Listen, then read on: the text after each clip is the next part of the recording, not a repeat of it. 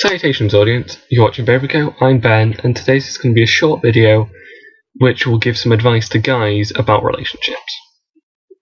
Okay, so, number 1, get to know your potential future partner.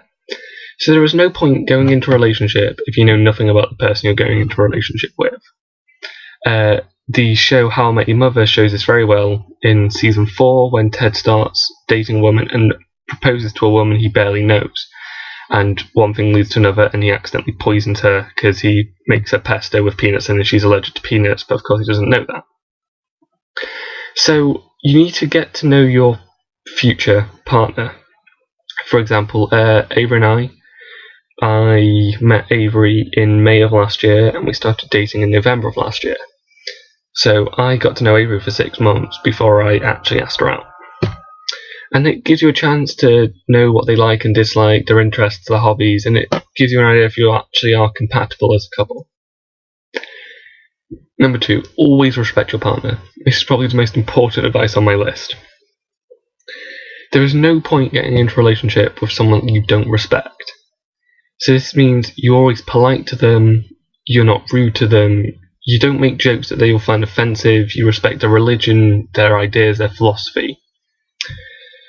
You need to be a good boyfriend to whoever you're dating.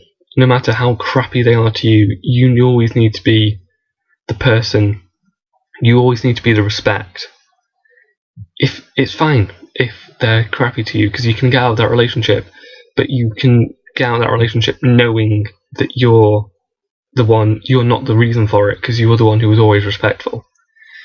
Because a perfect relationship is two people who respect each other. Avery and I, we respect each other loads. And we're very respectful of each other's opinions, beliefs, ideologies. So you always need that element of respect for whatever your partner believes in. Another example is in the sitcom Big Bang Theory, where Leonard, who's one of the main characters, makes fun of his girlfriend Penny because she believes in astrology and horoscopes and palm reading. That's not what you want. Yeah, it's a bit weird. And they may be off the wall with their ideas, but you respect their ideas no matter what. Number 3, form a bond, not a relationship. So what I'm trying to say here is there's no point just forming a relationship. There's no point just having labels boyfriend, girlfriend. You need to form a connection with the person. So you need to, if they have a particular like or interest that you've never heard of, go research it so you can talk to them about it. Or just ask them to tell you about it. Basically, become best friends, become really good friends, not just boyfriend, girlfriend. Because you'll get so much more out of the relationship if you do that. Number 4, if there's a problem, address it. So if something comes up or your partner is distressed, talk to them about it. Try and help them resolve the problem. And this means if the problem is something to do with the relationship, you can make sure the relationship continues, and you can make sure that the relationship is stronger in the future. And if it's not a relationship problem, it shows that you're there for them. But remember, be genuine about it. Don't just solve the problem because you want to continue the relationship.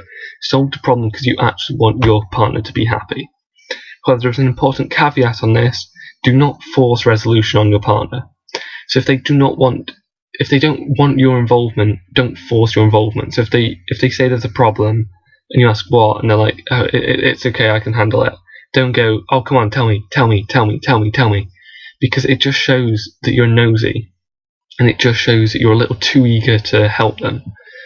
And also, it might not be appropriate for you to help them, because maybe it's a problem that's specific to them, or their sexuality, or the relationship itself, and they're just not comfortable talking to you about it, and they want to talk to someone who is more understanding of it. That's not to say that every problem will be like this, but there may be some problems that, say if you're dating a girl, it may be better for them to talk to another girl about it instead of talking to you about it. So yes, don't force resolution if there's a problem. Number 5, be creative. There's psychological evidence from Miller to suggest that women are more attracted to creative individuals. So this means be a little creative with your dates. Don't just do dinner, movie, home with a bottle of wine. Do something weird, do something creative. Appeal to their interests. So if If they really like a sports team, try and find if you can find a way to then meet the players, or I don't know, talk to a buddy down at the museum and you can get like a VIP tour of the museum at night after it's all closed. Just be creative with your dates and be creative with yourself. So if you're a funny person but you don't like being funny, research actually suggests that women like that. If you kind of like come out with your genuine comedy, they'll like it because you're being creative. You're not just, I'm Steve, yeah, I work in an office. You're Steve, the office worker who does some stand-up comedy on the weekends. So that little element of creativity can help form a relationship, and it can also help enhance the relationship. Number 6, don't be overly eager. So this is a common problem at the beginning of relationships, when especially the guy is very, very forward. So it's all, oh, you're really beautiful, oh, I can't believe how beautiful you are, awesome, insert adjective here. Girls might find that off-putting because they're trying to kind of, it's like they're dipping their toes in the water to test the temperature, and you're cannonballing in. So you have to be sensitive. Talk to them. Don't just ramble on about how great they are. Talk to them, get to know them.